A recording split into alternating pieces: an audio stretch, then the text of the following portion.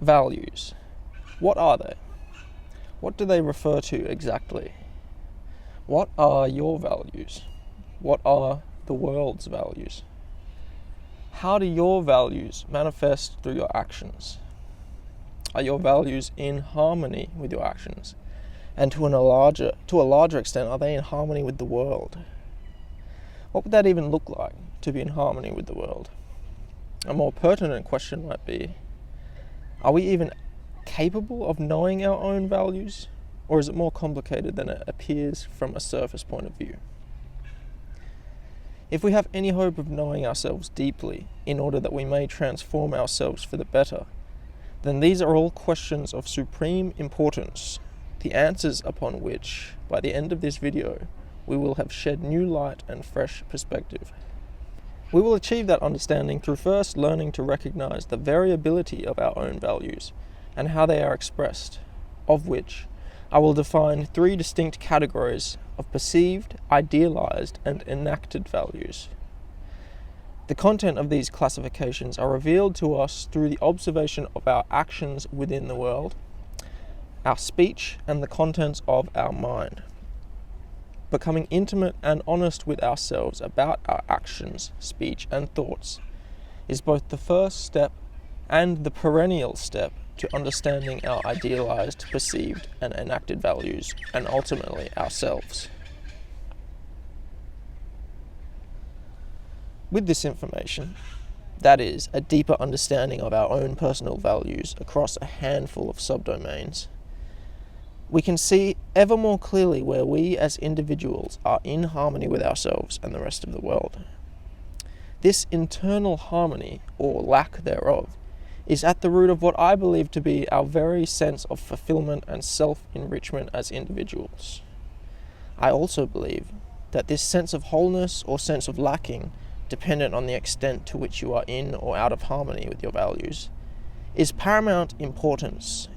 paramount importance, particularly in this day and age, in which we are as a global society ever more fragmented and removed from an obvious and concrete pathway to internal salvation of any kind, be it spiritual or otherwise.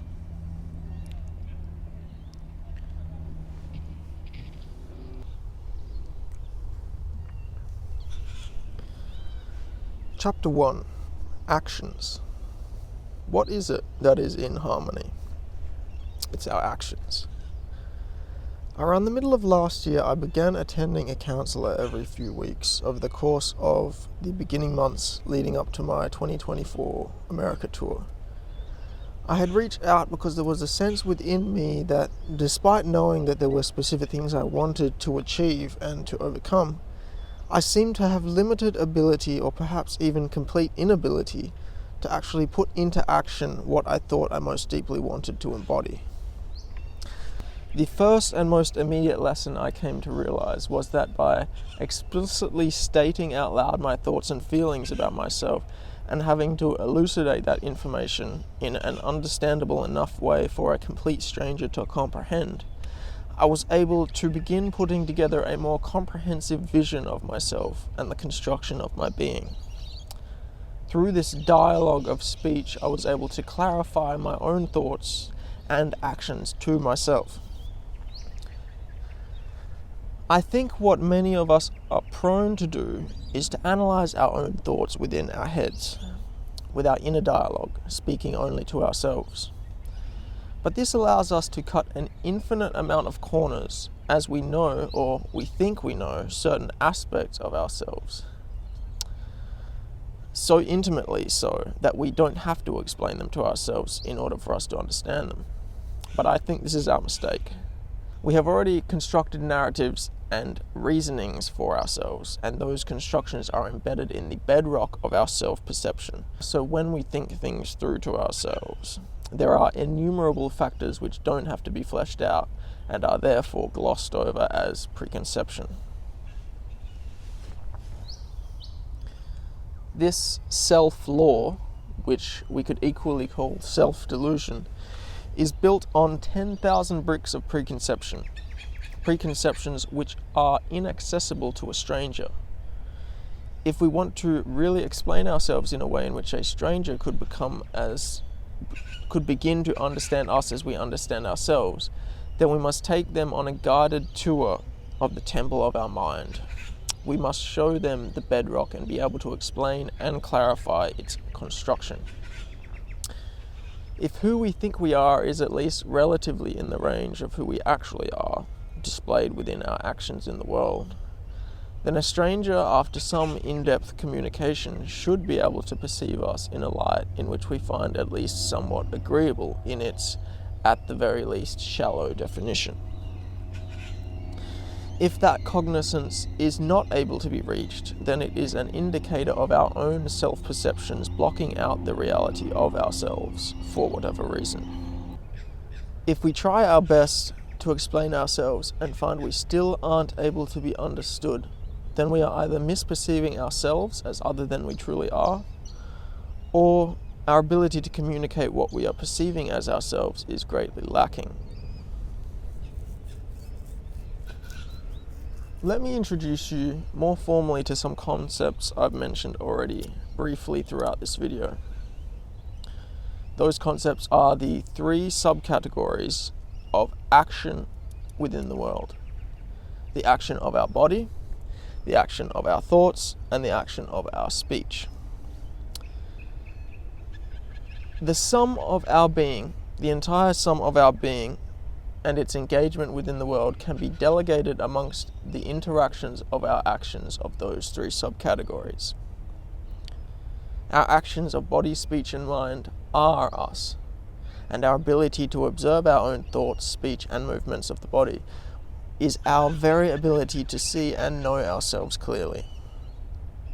If we cannot maintain attention of our body or of what we say, then even more elusive will be our patterns of thought, and we will live in self-delusion as to who we truly are. This cumulative action, which is our very selves, is known in Buddhism as karma. The aggregated actions of body, speech, and mind is the superimposition of all the actions of our entire being. This is our karma. This is us.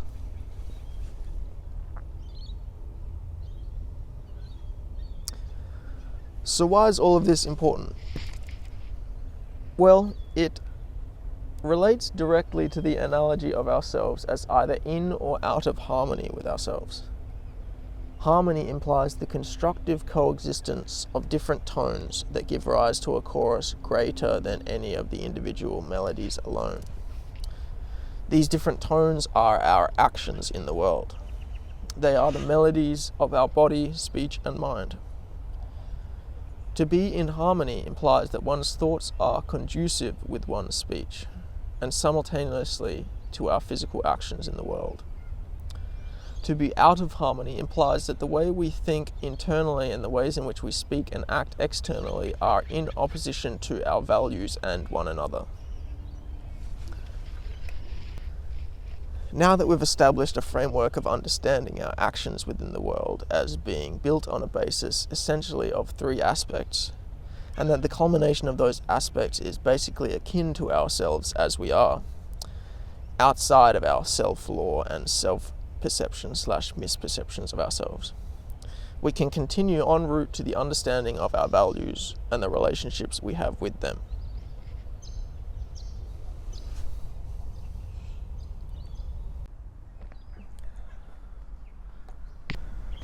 Chapter 2.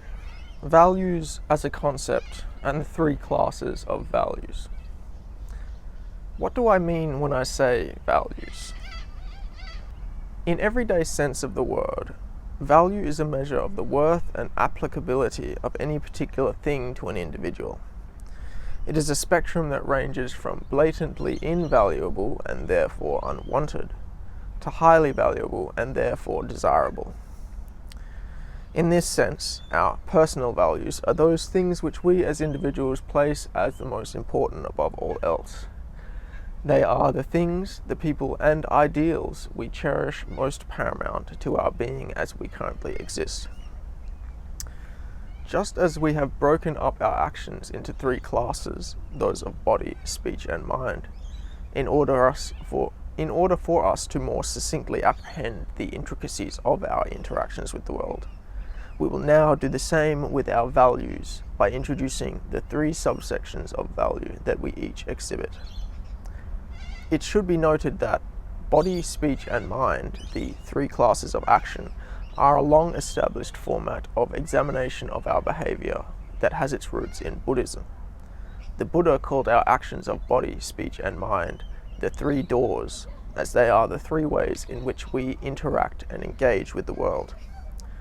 Much discussion has been done on body, speech, and mind, and you can find endless resources on their explanation if you just research them. That being said, in contrast, the 3 classes of value which I am about to explain have arisen from my own contemplation, and hence the terminology will be new and unique to this discussion. The 3 classes of value are perceived, idealized, and enacted. Before I get into it, I need to make it clear that these are frames of which we are placing onto our actions. There are not specific actions that are these things, but rather we can frame our actions in these perspectives to help gain understanding of them. To begin, our perceived values are the values we think that we have, those that we perceive ourselves valuing. They may or may not reflect reality depending on the individual's own ignorance. Whether or not they reflect reality is clarified in contrasting them with our enacted values. Our enacted values are those values which make themselves evident through our actions of body, speech, and mind within the world. For example, one may perceive themselves to value truth. However, they may simultaneously lie every day of their life, consciously or unconsciously, in order to escape what they perceive as some condemnation or rejection of some other experience which they are averse to. In such a case, we would say that one's perceived values are out of harmony with their enacted values, and therefore their perceived values are not a reflection of the reality of their actions. They are false perceptions. In contrast, someone may think that they value honesty, and in that way make sure that they avoid being dishonest in as much of their actions as possible.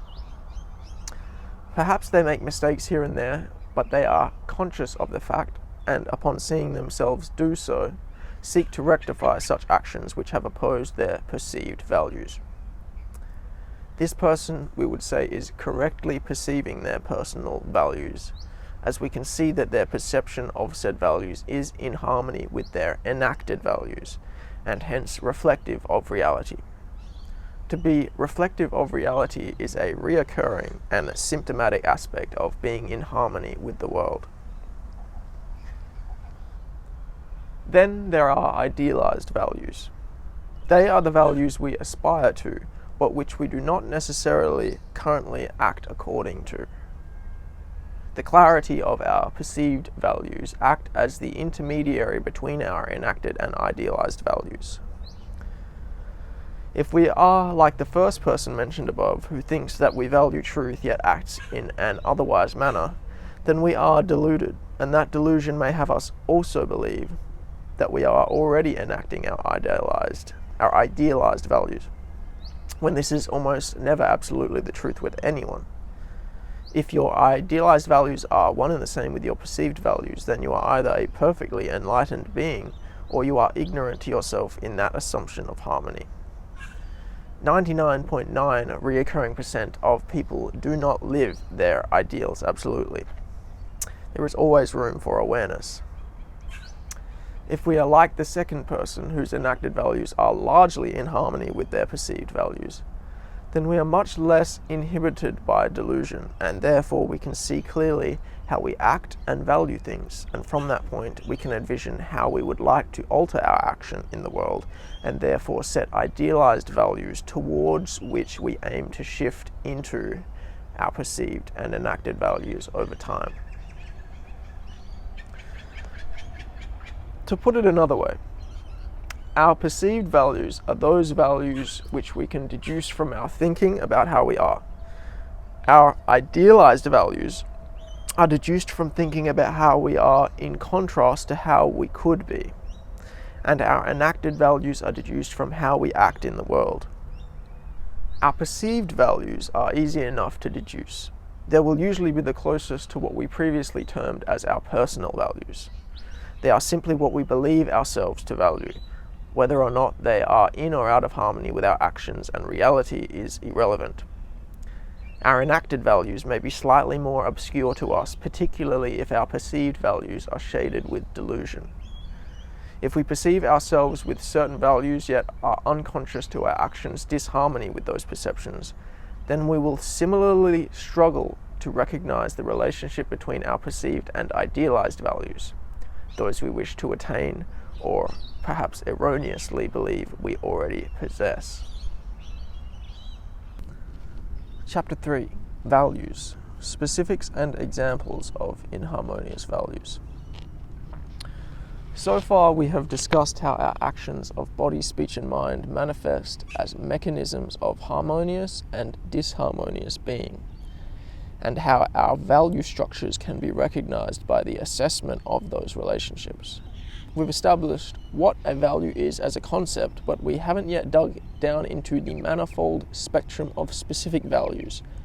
So let us now graduate from abstract meaning into the concrete reality of the various values that exist as they relate to us as we live our lives. Let me jump right back to where I started with the counseling sessions I attended last year. Around the midway point of my 6 allotted meetings, I was given a worksheet with a list of 60 specific values, which turned out to be more like 50, as I believe many overlapped. From that list, I was to narrow down the top 6 that felt the most important to me as an exercise to become more aware of what it was that I stood for as a human being. I will flash the worksheet on screen for you now that in your own time you can go through it and do it if you want. And when you've done so, comment your top 6 values below. I'm intrigued to see those various values we hold dearest. These values, under the application of our new tools of classification, we will recognize as perceived values.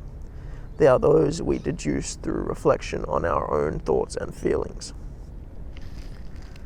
My top 6 values came out to be authenticity, which to me also encompassed honesty and trust. Number 2 was connection, which to me also encompassed mindfulness and self-awareness. 3 was courage, which to me went hand in hand with persistence. 4 was open-mindedness, which to me also lies parallel to non-judgment. Number 5 was spirituality, which I believe could probably have gone with number 2, connection, mindfulness and self-awareness, but that's beside the point. And 6 was solely self-control. I'll note also that later in the story, at a point after I've left a Zen monastery, which you'll understand when I get to it, after that I met up with one of my friends, and he told me a little thought experiment about values, in which my 4 values turned out to be non-judgmentalness, which is one of these 6, kindness, humor, and seeing things as they are.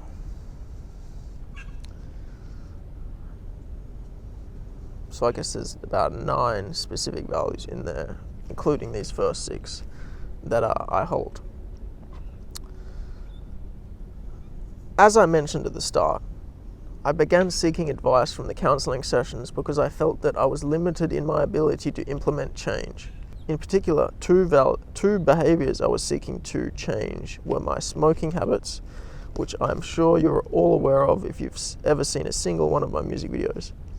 And the second habit was my habitual use of pornography, both of which I considered at the level of addiction. I was smoking spliffs every day, so my addiction was to tobacco and marijuana, and had been doing so for more than half a decade, or the majority of my 20s. The few instances where I managed to go longer than a 24-hour period without smoking were when I had long international flights, which literally required I be without weed for such a period.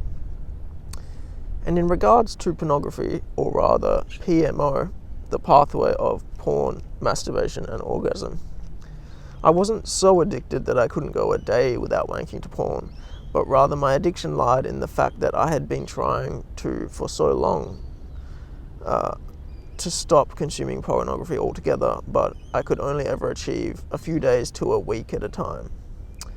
This is one aspect of how I am personally defining addiction. That is, being unable to stop a recurring behavior regardless of my sincere intent and will to rid myself of it. Now let's take my two addictive behaviors as examples and extract from them my enacted values. And we can then examine how they may be at odds with my perceived values. Immediately, I see a lack of self-control in the service of self-gratification, based purely on the fact that these are addictive behaviors, and I've defined addiction as that which I seem to have no control over stopping. This is clearly inharmonious with my perceived value of self-control, number 6 on the list. Of pornography/PMO specifically, I see a choice to engage in a form of sexual gratification that disconnects me from a real, living, breathing sexual partner. I also see it as diminishing my own mindfulness and clouding my self-awareness, particularly throughout the act and even in the build-up of thoughts leading to the act. And interestingly, I even see it as evidenced in the return of self-awareness that arises post-orgasm, i.e. what we call post-nut clarity. Sitting here, I'm oxyed up again. So we can see in a threefold manner how PMO is inharmonious with my perceived value number 2, connection, mindfulness, and self-awareness. And spirituality, I would say. With both pornography and smoking, I see an unwillingness to face my own personal suffering and discomfort, which I supposed I could justly call weakness. This is obviously inharmonious with perceived value number 3, courage and persistence. With both smoking and PMO, I see a slight level of deception when it comes to my interaction with others. Specifically with pornography, I had seen a willingness to hide and omit my masturbious behavior in relation to my girlfriend. If she asked me what I did that day, I was certainly less inclined to let her know that I'd wanked to some MILFs or to a cam girl compared to whatever else I'd done that day. Feeling ashamed at my behavior to the level of being unwilling to share my actions with the closest person to me is certainly a level of inauthenticity that walks the line of bending the truth and therefore undermining trust, and hence is far out of harmony with perceived value number 1, authenticity, truth and honesty. We can clearly see how these two addictive behaviors are emblematic of enacted values, quite contrary to more than half of my own perceived values. In one aspect, this could very well mean that I was under an illusion as to the classification of these values as perceived, and more realistically that they should be deemed as idealized values. For as evident in my behavior, they are not enacted and rather to be aspired to. That being said, smoking and pornography do not encompass my entire being, thankfully. So while my perceived values may not be complete delusions, they are, at the very least, within the bounds of these specific behavioral manifestations of my life, inharmonious with core beliefs by which I envision myself and how I would like to be in the world.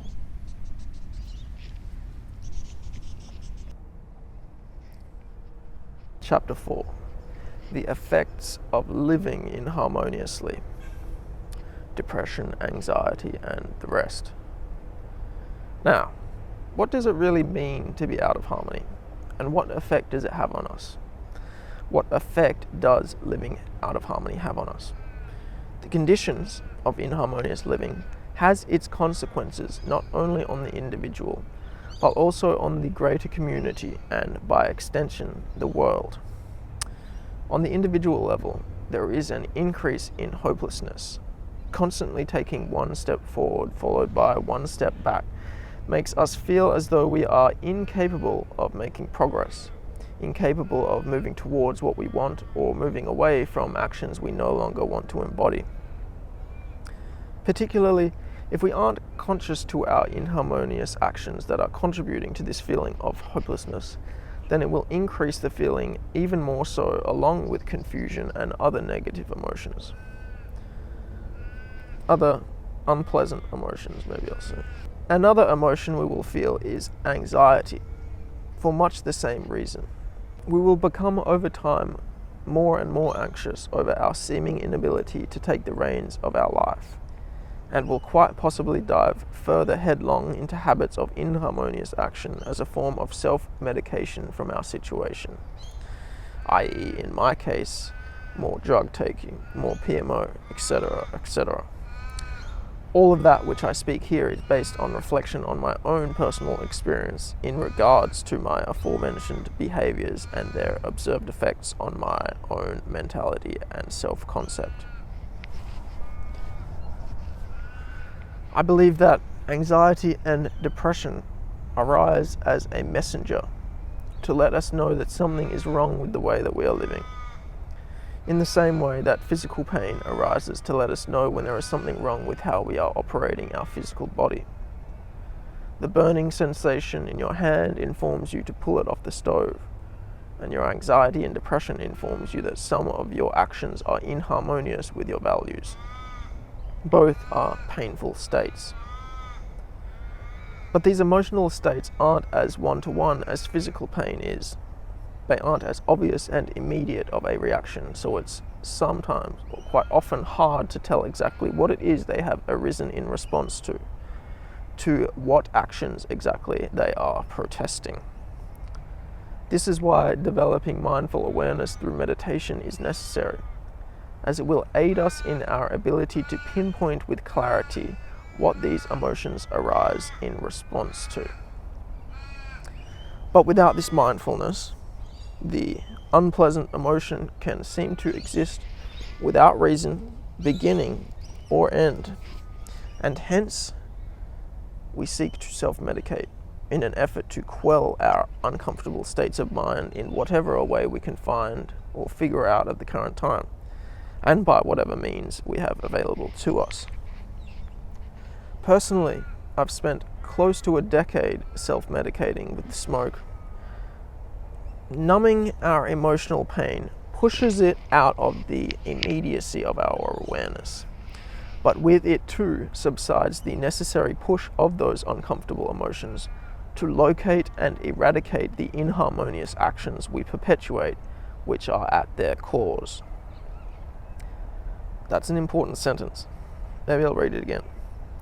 Numbing our emotional pain pushes it out of the immediacy of our awareness, but with it too subsides the necessary push of those uncomfortable emotions to locate and eradicate the inharmonious actions we perpetuate, which are at their cause, which are at the cause of the uncomfortable emotion.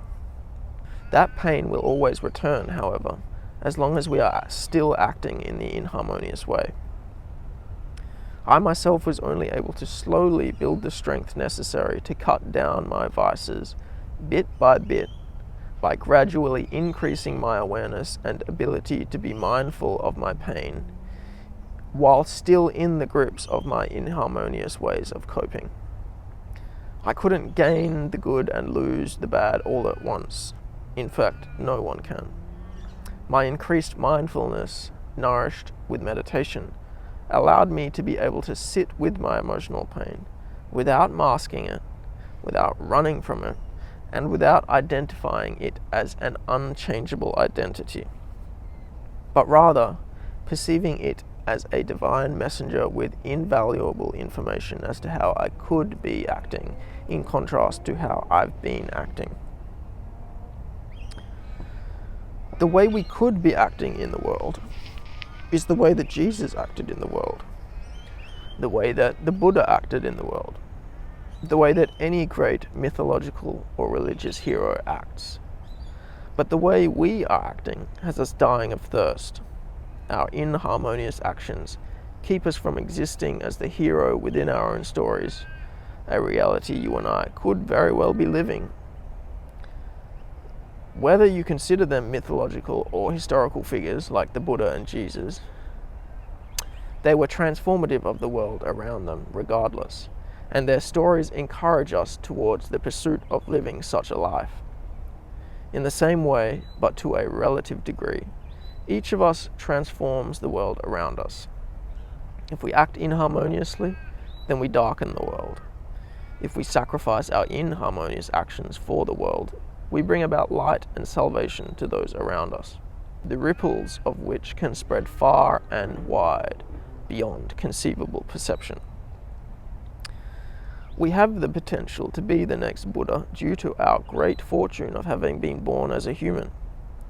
The degree to which we leave that potential untapped and dormant, unwilling to transform it into a kinetic reality, is the very same degree to which we are starving the world of that unique quality which only we have to offer.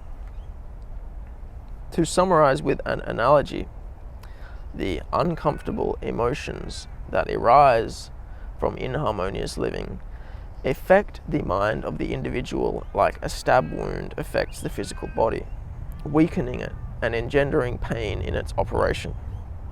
As a result of living inharmoniously, we have become divorced from the natural positive emotion that would otherwise arise from the fulfillment of realized potential, starving the individual and the world of the positive light of harmonious living, which is otherwise necessary for an increasingly transcendent and ever-enlightening society.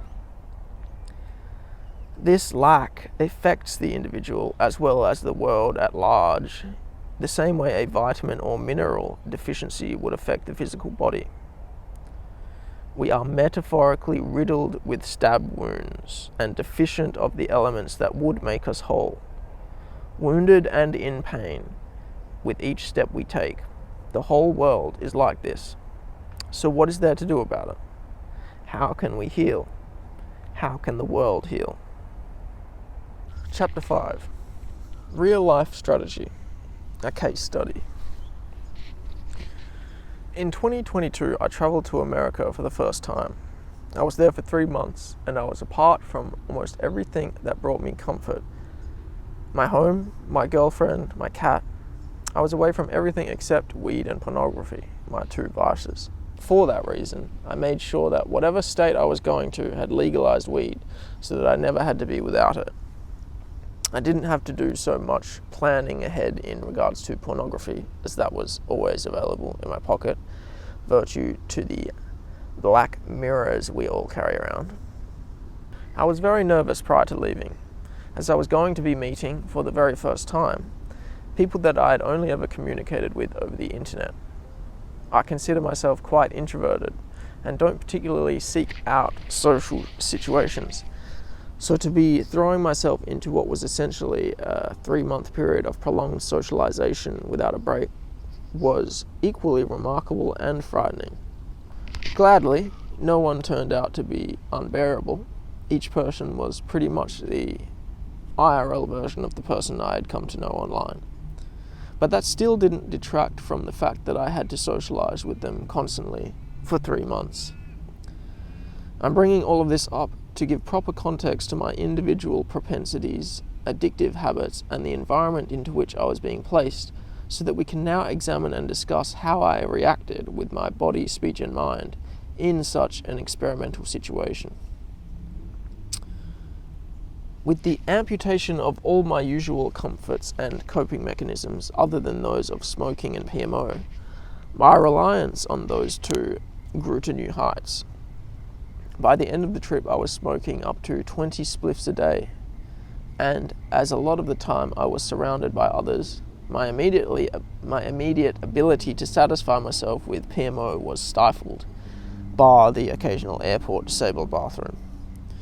And eventually, the lust that had fueled my pornography addiction boiled over into me acting it out in the form of cheating on my girlfriend. New lows of inharmonious action were bred during this trip due to my not having thoroughly ingrained positive coping mechanisms in my arsenal of behaviors. Now, why am I sharing all of this? Believe it or not, I'm not trying to make myself look bad, as inevitable as that may be while discussing such realities. I think it's important to see all of this with complete transparency in order to compare it to how my second trip to America went 2 years later in 2024. Considering how I dealt with the stresses of the first trip, I knew that I needed to prepare much more significantly for the second. The imminence of this second trip was also part of the reason why I was particularly aware of my current flaws and seeking help in rectifying them, evidenced in my reaching out to the counsellor I began to attend in mid to early 2024. During the months I attended the counsellor, I also decided to retake a small beginner's meditation course I'd taken years prior at my local Buddhist center. It consisted of 4 one-hour classes, one on each Saturday of the month, teaching basic meditation, including breath counting, walking meditation, mindfulness of the breath, or anapanasati is mindfulness of the breath in Pali, which is the language spoken during the time of and by the Buddha. In the first week, we are encouraged to begin daily meditation of 5 minutes a day, and then week 2, 10 minutes a day, and progressively increasing by 5 minutes each week until the end of week 4, we're doing 20 to 25 minutes a day. The previous time I'd done this course years ago, I remember not doing the set amount of meditation every day. I thought I already knew how to meditate well enough, and so it didn't matter if I missed a day or two, or even days in a row, or even a majority of the days. I was very big-headed in my sense of progress. I may have known how to meditate on a basic level, but I was ignorant to the importance of consistent practice. Practicing every day is like filling up a bucket one drop at a time. It doesn't happen all at once. It's a cumulative, progressive process which increases one's conscious awareness and mindfulness over time, just as the bucket fills over time, even if the tap only drips one tiny drop each day. I was in the mindset that since I could squeeze out a drop here and there, that I already had enough water to fill the bucket. How naive indeed. But during this period in 2024, I became confident in the fact that if I was going to do this course, then I had to do everything asked of me.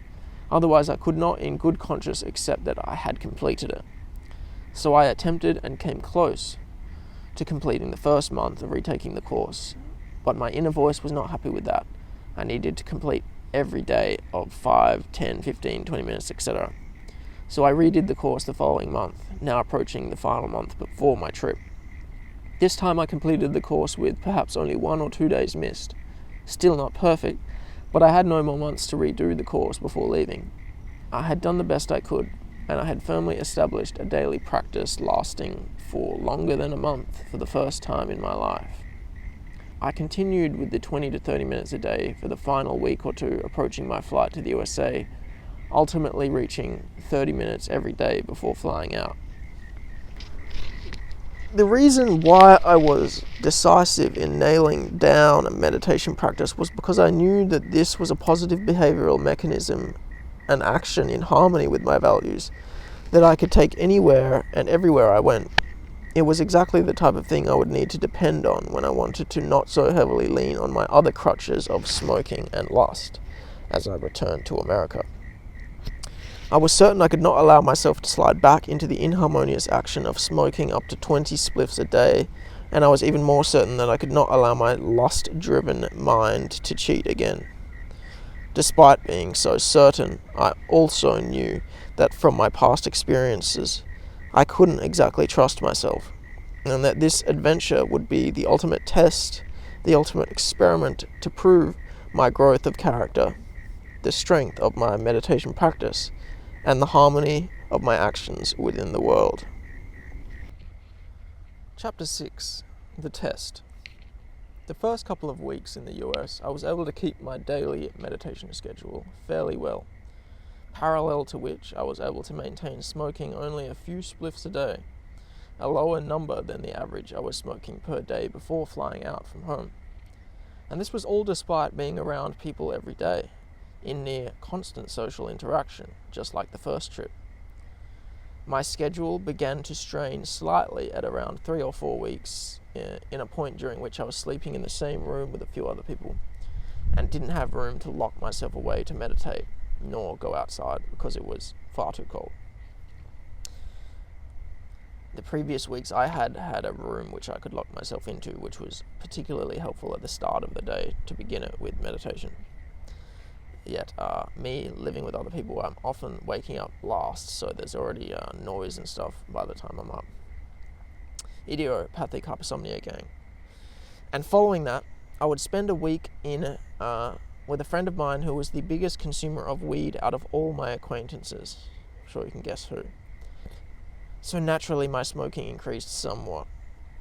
But I had room to myself again and was able to begin attenuating my practice. At this point, however, I finally made an important decision for the trip. I had a desire in my heart to attend a retreat at a Buddhist temple at some point during my trip, and I'd finally found a place that would work. The mini US tour I was on had 4 shows, and in between the first 2 and the final 2 was a break of a couple of weeks. During the first week of that break, upon leaving my friend, I flew to New Mexico in order to spend 8 days in a retreat at a Zen center in Santa Fe called Upaya. The schedule at Upaya was 6 a.m. wake-ups, 3 hours of meditation daily broke into roughly 3 one-hour sessions, along with 5 hours of work practice each day, known as samu in Japanese, consisting of simple chores carried out with the mindfulness usually accompanying meditation. These disciplines were also to be carried out in noble silence, which is essentially not speaking unless speech is required for a task. I had attended previously a 9-day meditation retreat in early 2022 back home, but the schedule there at the Theravadan Buddhist temple, with a tradition stemming from Thai forest monks, was much more lax. This was a level of practice and discipline I had not previously partaken in, and what ensued was a marked increase, necessarily so, in the commitment and application of my daily practice of meditation. I was also once again smoking much less, 2 to 3 spliffs a day max, an amount I was fairly proud of for subsisting on at that point, considering my previous trip's 20 a day record.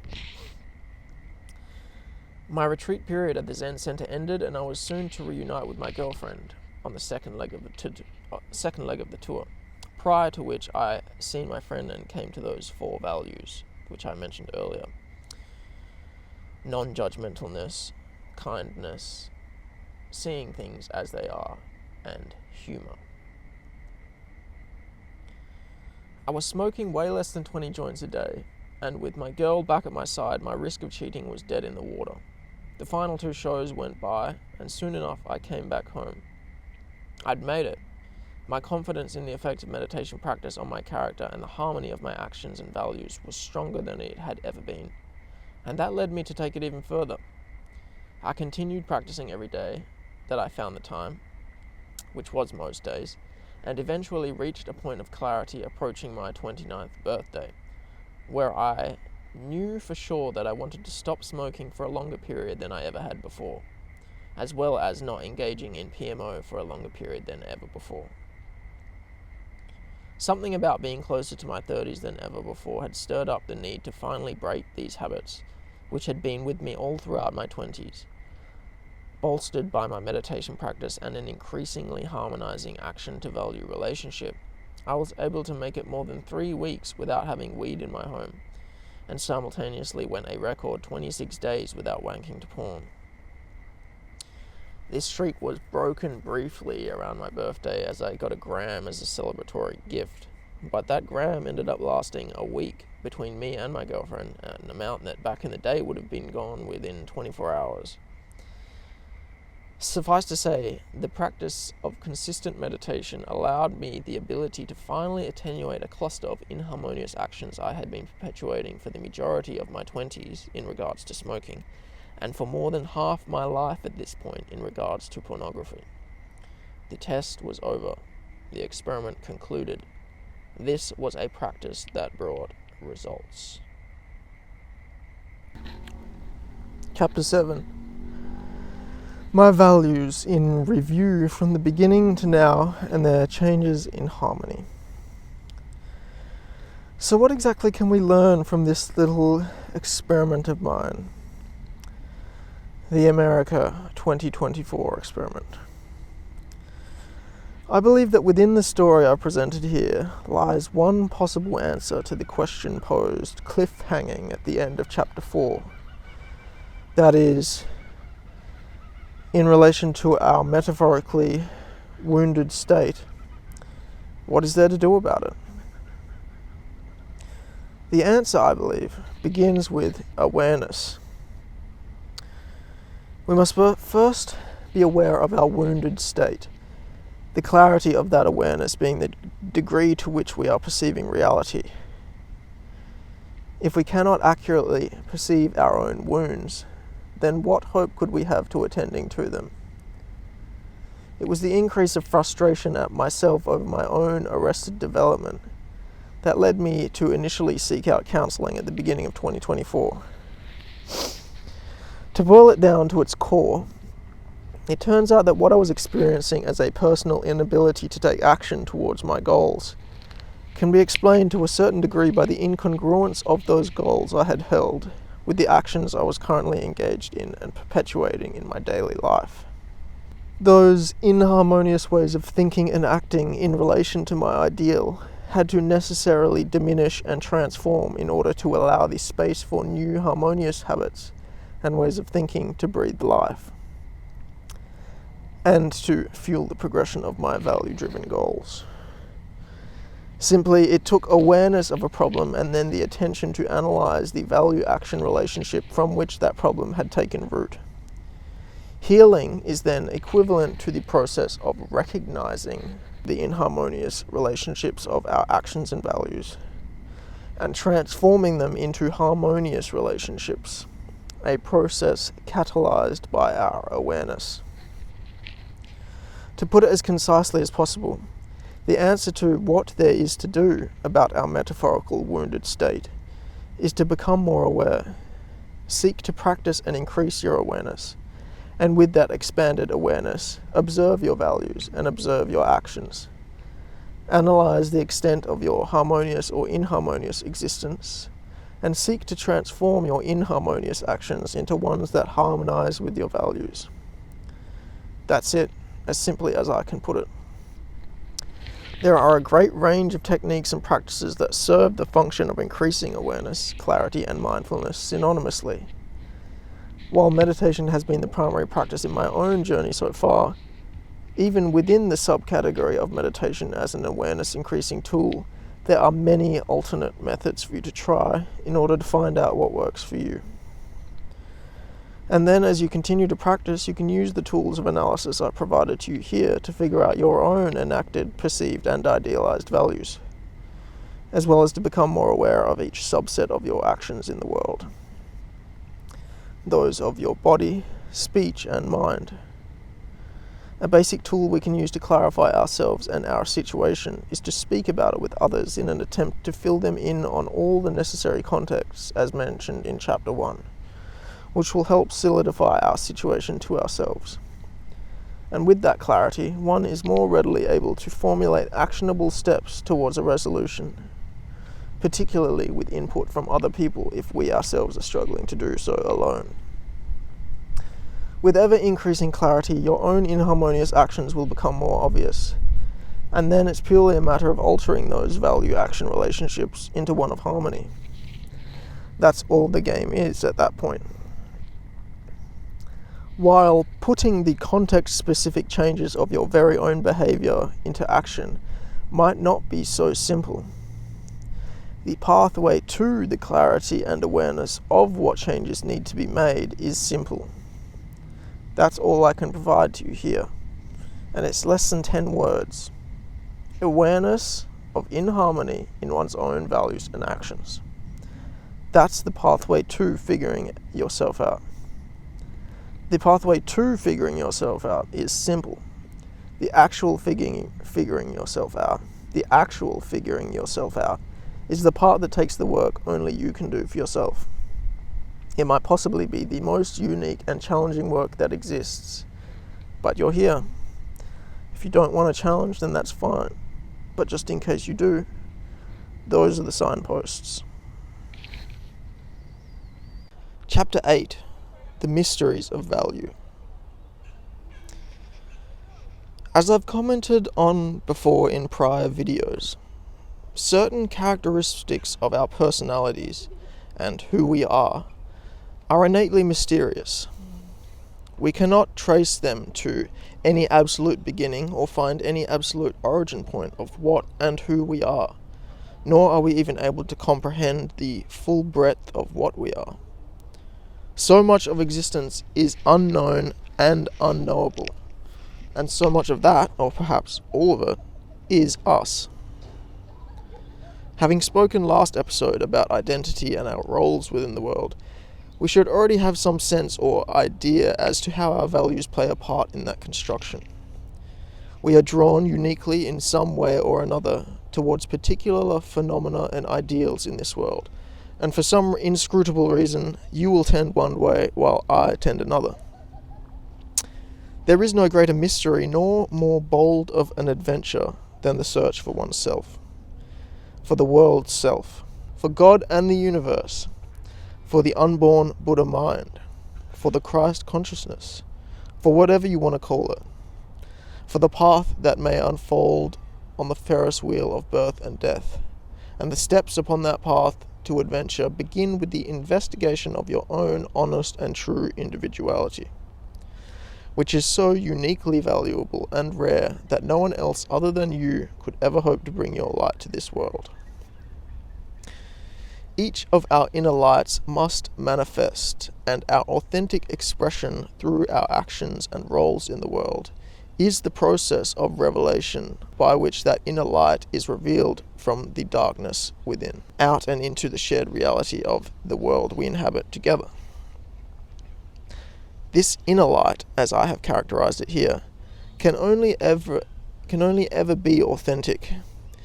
If we are inauthentic in any way, then the light is blocked. Our lives, therefore, are, in some sense, the adventure of discarding our own delusions in order to eradicate inauthenticity for this reason. As we develop along the path of cutting away delusion, our paths and actions within the world will transform. The roles we play in the world will reflexively influence our values, and reprioritization will occur. Prioritization being essentially the hierarchical restructuring of those things that we value the most. The transformation of our values, their shifts in priority, incur resultant changes in our behavior and action in the world, extending to our speech and the thoughts we hold within. This being the path by which we slowly ease our way into ever more congruent harmony with ourselves and the world. To end, let me risk sounding perhaps too otherworldly for one moment in order to express one final perspective on harmony, that is, divine harmony. Divine harmony is that which is always in motion, like a never-ending song, but which never finds itself out of harmony. It is always perfect. We as individuals use what we call mind, or the heart, to transform what is this primordial harmony into a personal reality, filled with our own personal law and delusion. This reality is simultaneously a lived delirium and a necessary function of consciousness. The more we are drawn in by the play of the mind and the plot of who we think we are, and what we think the world is, the more we are engaged in an illusion, or personal reality. Which is what I mean when I would say that one's personal values could be incongruent with the way of the world, or the flow of existence, the endless stream of phenomena. Ultimately, we would forget our personal delusions to the point that we are no longer at odds with reality of the world as it is in its divine harmony. But that is by far beyond the scope of what I am seeking to elucidate here in this video. So I will leave it at that.